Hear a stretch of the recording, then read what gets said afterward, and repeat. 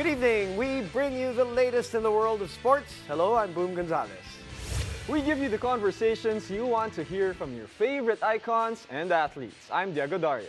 Watch the game live and our past episodes on demand on the Pilipinas Live app for just 149 pesos a month, available for download on Google Play or the App Store. Buckle up, sports fans. Let's get in the game.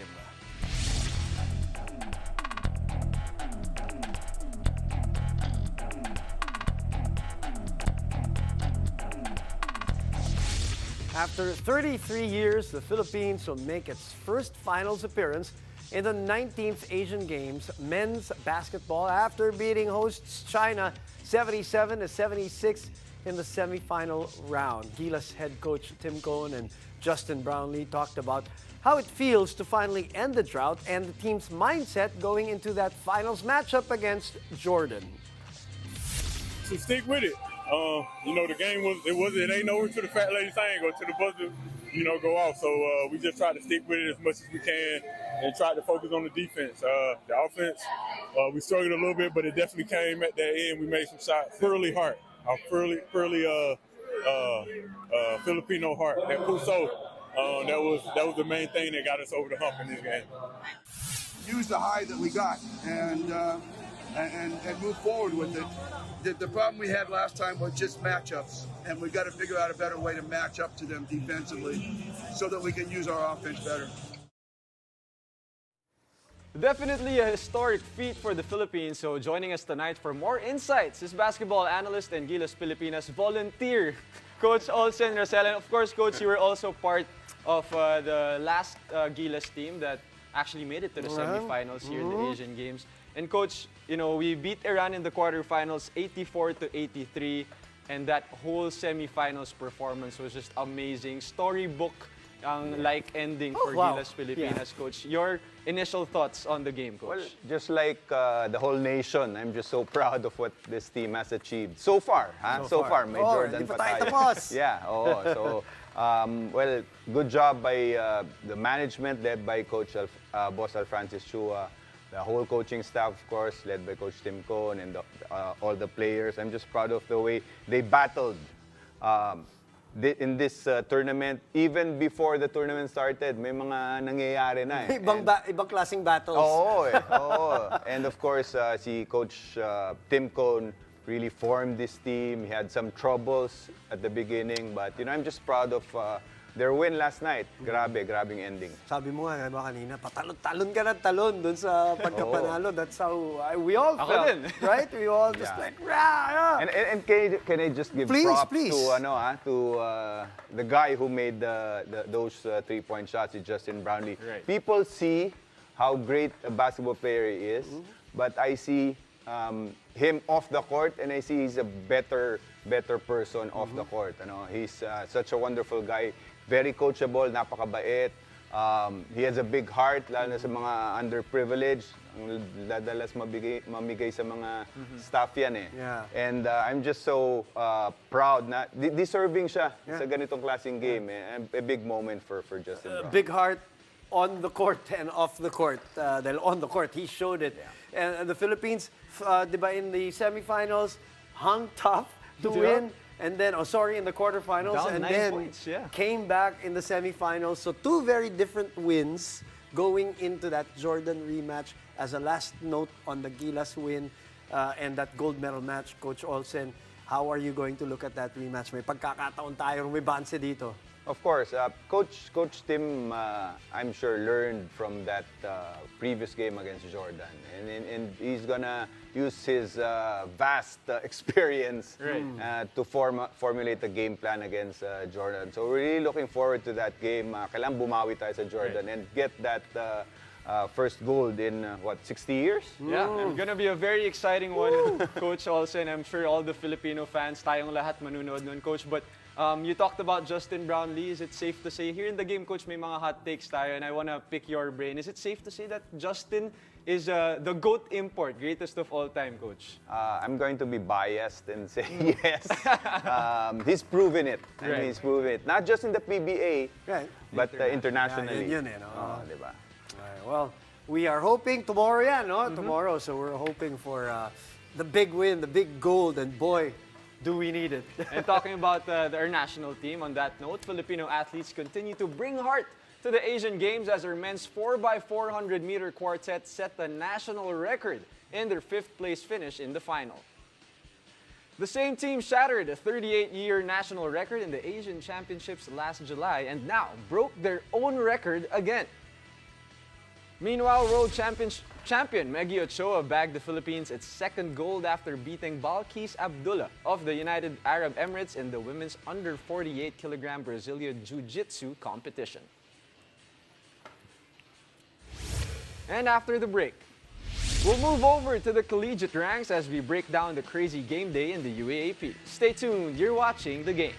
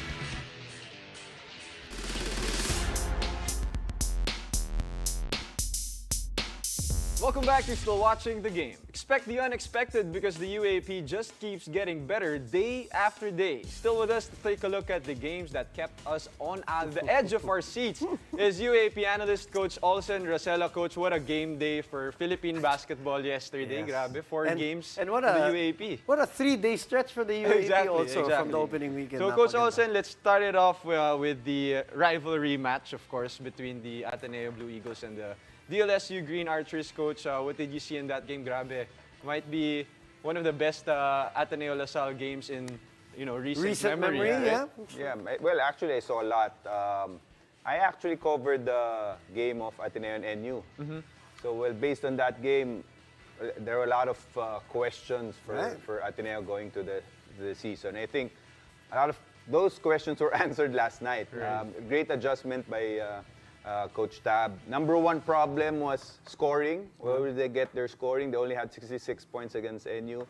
And last night they had 77 points against LaSalle, mainly because of 3 guys, Kuhn, Balungay, and Amos in the the Rook. end.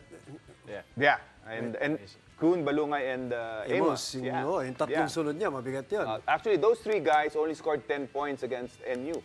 Last night, they scored 49. That's almost 50 points. Yeah. So, a big game for those 3 players. Yeah, you and I did that game and nangapa sila lalo na for 3, And it looks like Coach Tab really challenged the boys in that game. You know what I also liked about that game, Diego, watching it from the fan stream with Joseph Yo and that was a nice one. Larry from the share. It was shot making. Right, in the end, right. It wasn't errors. What did you see? I mean, you said it. Tough shot making at the end. We saw Amos and the KQ going back and forth with their threes. And Nelly with a 4-point play. Nelly with a 4-point play. And then Balungay with a monstrous jam in the fourth quarter. Couple. Kala ko pagod na siya. Biglang all of a sudden he goes high for that dunk. I mean, it was just, I think, talent at the end in the fourth quarter. That's where it all shows.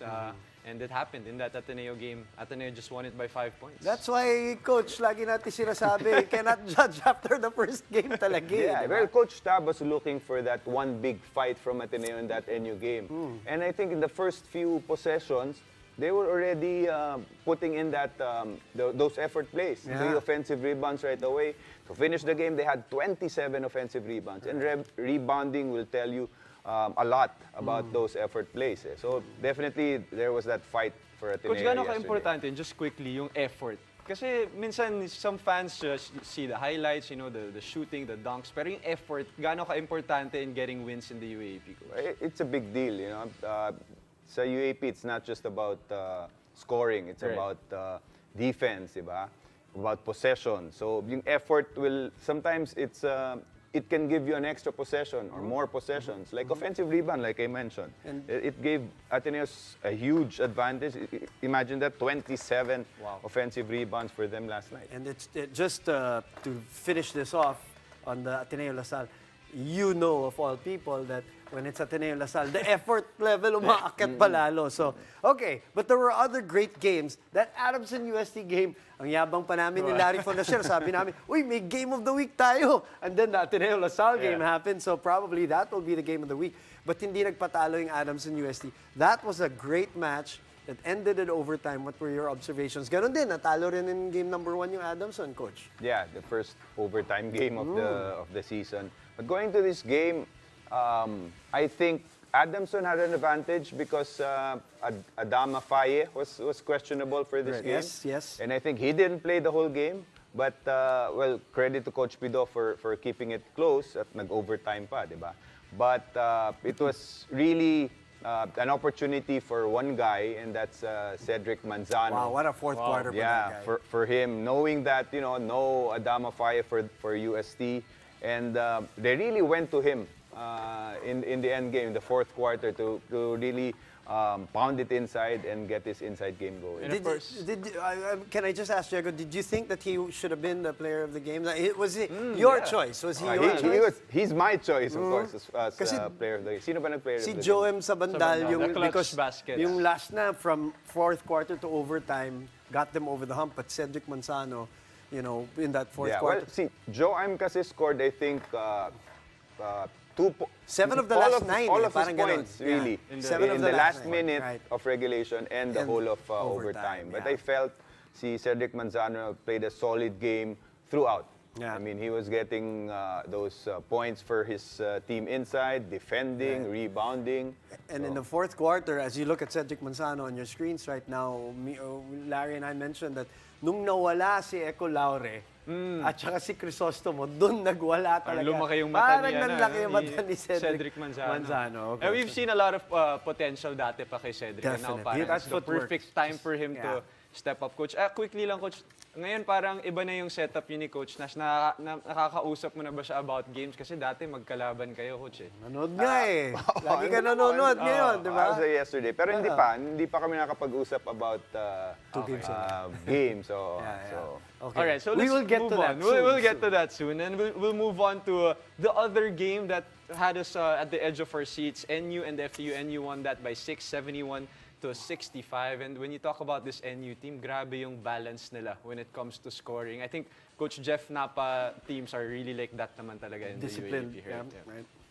Yeah, well, this team showed how deep their lineup is. I mean, yung top scorers na for every game, iba-iba eh. Last time it was Steve Nash, now it's Kian Baclaan. So it just shows, like I said, yung how deep their lineup is. But their real strength actually is not on offense.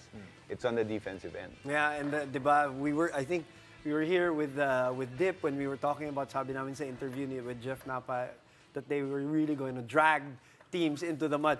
This game, by the way, it looked like NU had it already, and then the FEU, in classic FEU fashion, hindi na naman nagpatalo, sa dulo na naman nagpahirap. Okay, we only have a few minutes with Coach Olsen, so Let's put him on the spot, Diego. As always here in the game, Yes.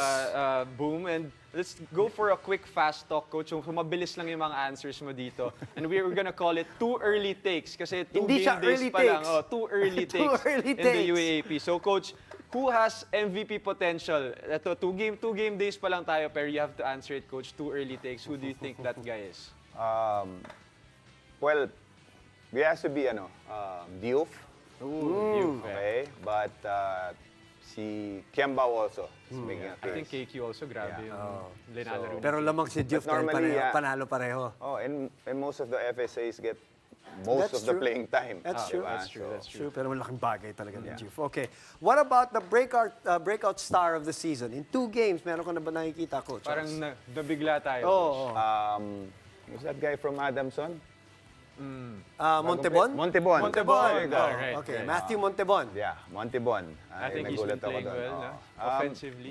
There was talk about him during the preseason, Right. but I didn't know he was that steady. Right.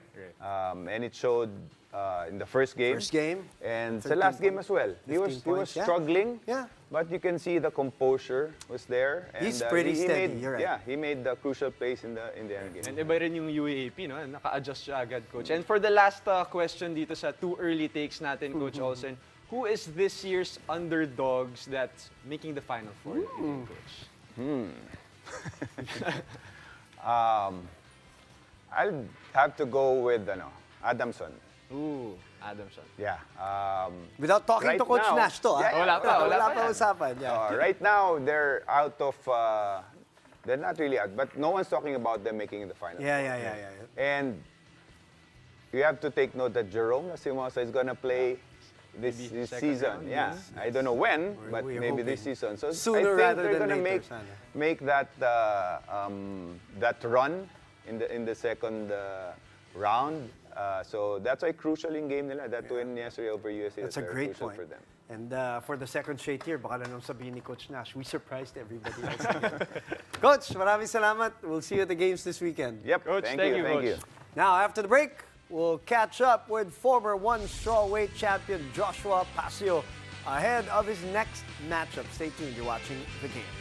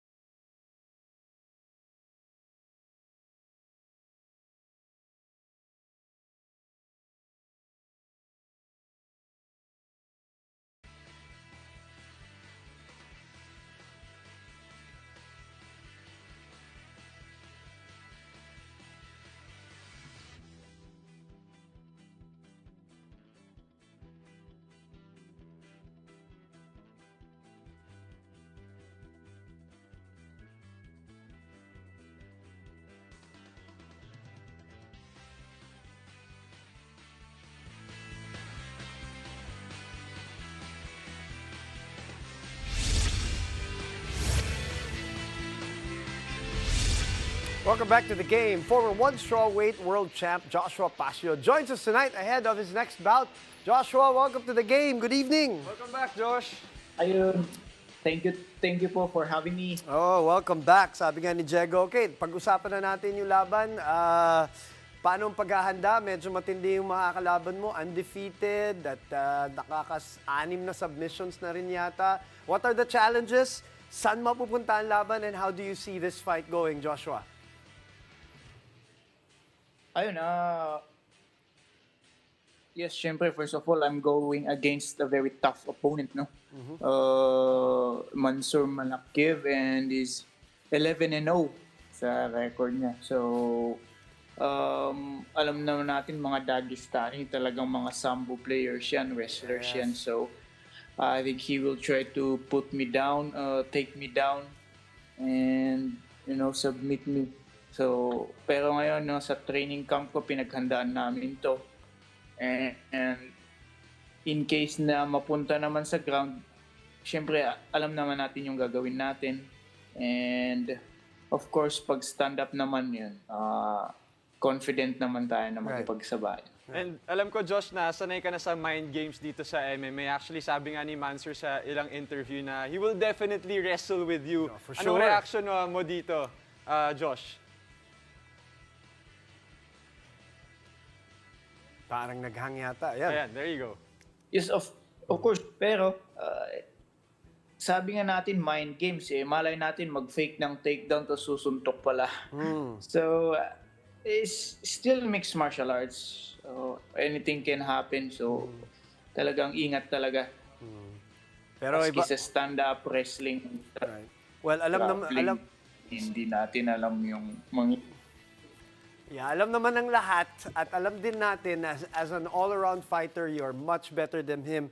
Pero syempre, yun nga, yung mga Dagestani wrestlers na yan, talagang paghahandaan and we're wishing you luck. Pero, meron kang source of inspiration. Nanalo ang ating kababayan, ang iyong stablemate, bagong stablemate na si Edward Foley. Ang napakaganda nung laban. Dito rin, na-interview din namin the night before, bago siya lumaban sa Singapore. Sana maging swerte rin kami para sa'yo. How is this going to help you, Joshua? Ayun,